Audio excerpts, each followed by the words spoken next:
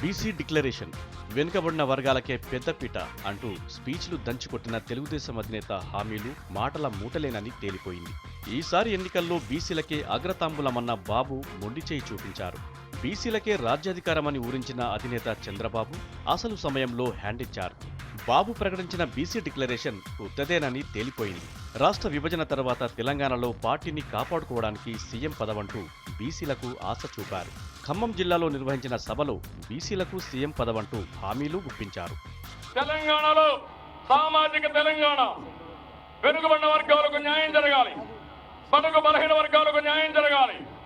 అందుకే ఒక మాట చెప్పాను, రేపు రాబోయే రోజుల్లో ముఖ్యమంత్రిగా వెనుకబడిన వర్గాలకు సంబంధించిన వ్యక్తిని పెడతామని మొట్టమొదటి చెప్పిన పార్టీ తెలుగుదేశం పార్టీ.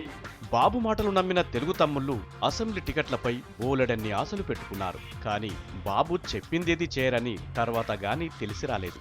ఖమ్మం జిల్లాలోని 3 స్థానాల్లో ఒక్కడి కూడా బీసీలకు ఇవ్వలేదు. అన్ని కమ్మ కులస్తులకే కట్టబెట్టారు. కొత్తగూడెం టికెట్ బీసీ నేత బాలసాని లక్ష్మీనారాయణకు ఇస్తున్నట్లు జాబితాలో ప్రకటించినా లాస్ట్ మినిట్లో అది మారిపోయింది.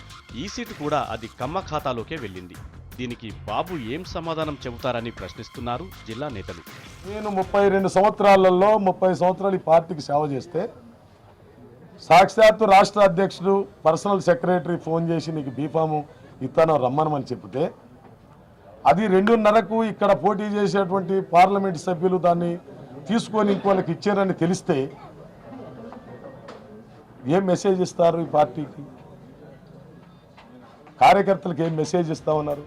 మొత్తానికి బాబు బీసీ మంత్రం ఒట్టిదేనని తేలిపోయింది. ఓట్ల కోసం హామీలు ఇవ్వడం తప్ప ఆచరణలో ఏదీ ఉండదని బాబు మరోసారి రుజువు చేసి చూపించారు.